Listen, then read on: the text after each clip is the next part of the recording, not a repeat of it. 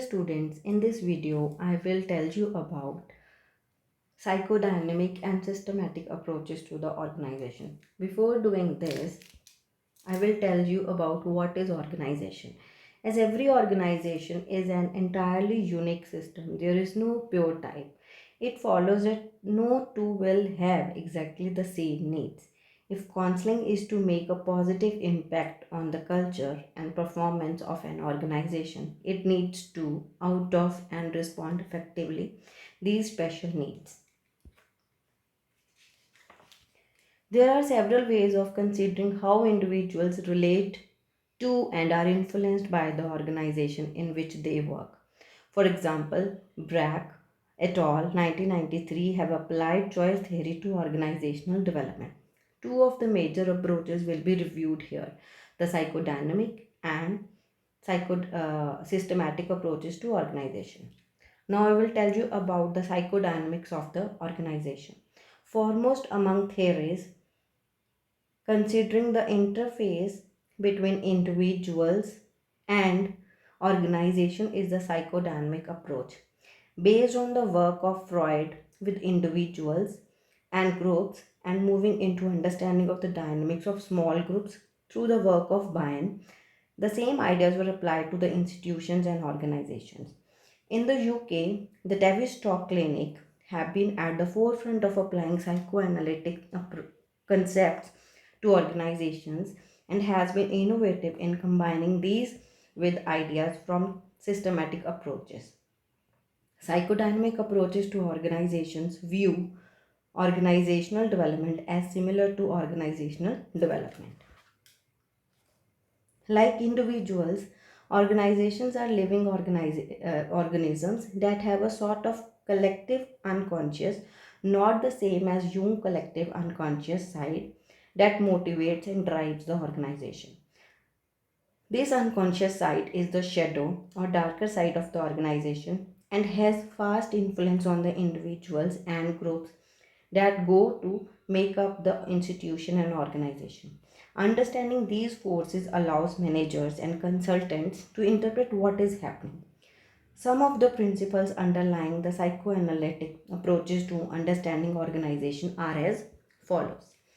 Organizations, like individuals, develop defenses against difficult emotions which are too threatening or too painful to acknowledge. The organization, its processes and procedures, and the social groups within the organization defend individual workers against the anxieties of the workplace, many of which are unconscious.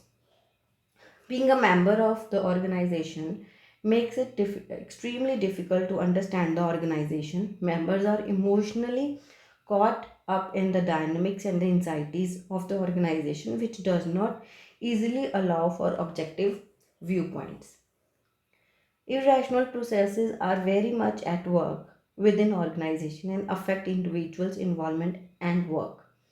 What happens to individuals and groups in an organization and what they talk about may be symbolic ways of referring to the unconscious processes at work within the organization.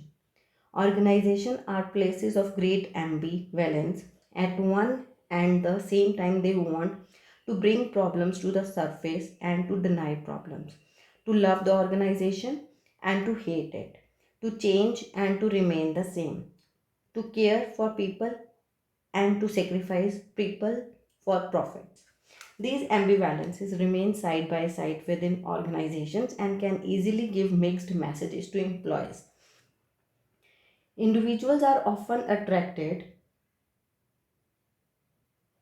to particular organizational cultures because that culture provides the setting in which they can work with their own unresolved issues. The culture can also fit in with their type of personality and palette their defense systems. There is a two-way traffic between individuals and organizations. Organizations create the individuals they want, projecting into them their healthy and unhealthy aspects. Individuals in turn make the organization into what they need it to be for them. Many problems brought to counseling by individuals are expressions of organizational pathology. These problems will not resolved by working at the intrapsychic level. Institutions are containers for individual anxieties insofar as the organizations cannot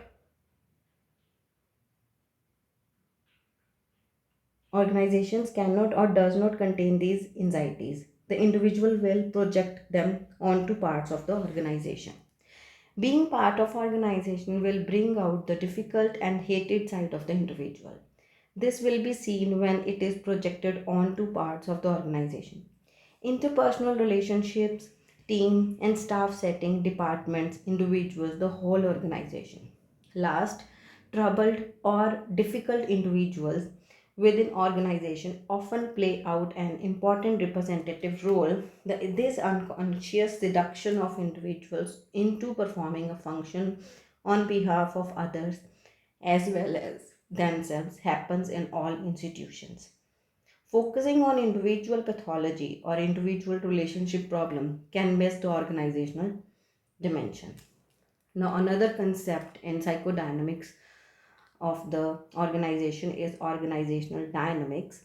It is a short step for understanding these dynamics to seeing how they are played out in organizations and how they infiltrate counseling services in the following ways.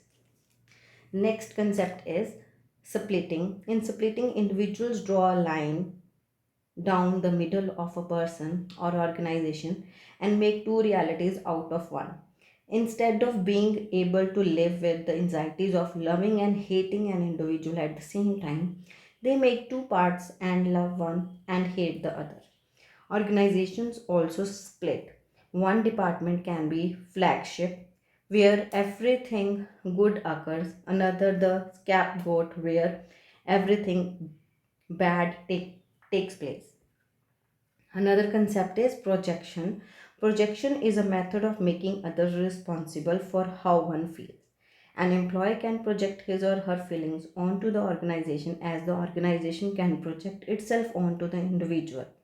Management and employees can often do this to one another.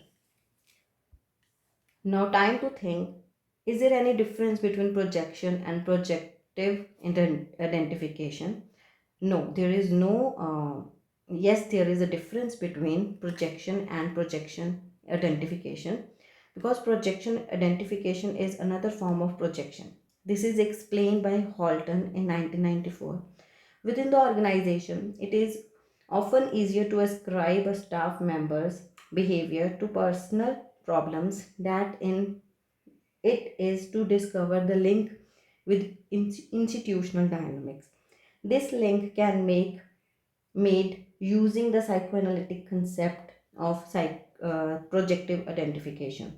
This term refers to an unconscious interpersonal interaction in which the recipients of the projection react to it in such a way that their own feelings are affected. They unconsciously identify with projective feelings. For example, when the staff of the unit projected their depression about closure onto the consultant, he felt this depression as if it were his own. Another concept in psychodynamics of the organization is transference. Individuals transfer onto the organization unresolved feelings towards others in their lives, particularly parents. James acts towards his boss in much the same way as he responded to his domineering father. Even though his manager is far from domineering and has quite a participative style of leadership, James finds himself confronting him on his manner of leadership. Similarly, the organization transfers its unconscious anxieties and feelings onto individuals who take on this pathology. In a process called scapegoating, particular individuals will act out the difficulties of the team, the department, the institution, or the organization. This can be reflected in the roles individuals adopt in groups or the illness they take on or the emotions they express. Working with psychodynamic concepts. The key elements for the counselor who would try to understand harness the psychodynamics of organizational life are to listen to the symbolic messages in what is said and how problems are articulated by clients, assesses the defense mechanisms of individual clients as a way of understanding what is happening between them and the organization, decide what needs to be worked with the internal world of the client, the interpersonal world, or organizational issues, monitor one's own feelings as a way of understanding what is happening to whom, monitor the culture of the organization to foretell some of the problems likely to occur with individuals who work within the ambience. Now, what is systematic approaches to the organization? Systematic systems approaches to individuals and organization work on the principle that there are connections between the individuals that automatically create systems. People are not isolated in subtle ways. There are links between us, all the influence how we think and behave. McIngown and Palmer 1994 explain system thinking as describing and explaining the patterns of behavior that we encounter in the life of organizations. A system is a pattern of interaction between personal between persons and groups, which can be represented by one of the more feedback loops, that is by closed loops or sequences of interactions that link and integrate all the components of a system. Key concepts in system thinking includes circular caution. Human behavior cause each other not in a linear fashion as when a billiard ball hits another, but in a circular movement. In open system, there is continuing relationship between the organization and its environment. Recursive system models indicate that organizations are consulting remaking themselves, as do human bodies. Organizations are dependent on their ability to learn in order to survive. Within a systematic framework, organizations and individuals connected by the dynamic feedback loops, the organization molds the individual through its culture, creating a corporate identity. Last, individuals in an organization co create their world with all its meanings, difficulties, problems, relationships, etc. This co creation is dependent on the understanding and sharing context. Context give meaning, and the behavior have different meaning when viewed in different contexts. For example, kissing one's partner may be very acceptable at home, but kissing one's patient may be unethical for a doctor. Problems sometimes arise because contexts are viewed differently. The workplace counselor who wants to work with systematic ideas would: number one, understand problems as context specific rather than within the individual whose problem is this. Number two, ask the right questions to arrive at answers to why is this situation the way it is? How can we reframe the problem and see it from new perspective? What is the hidden order of the organization? What are its messages, overt and covert? Of what is this problem a system? Fourth, recognize the patterns emerging. Perceive the meaning ascribed to issues, organizations, problems, etc.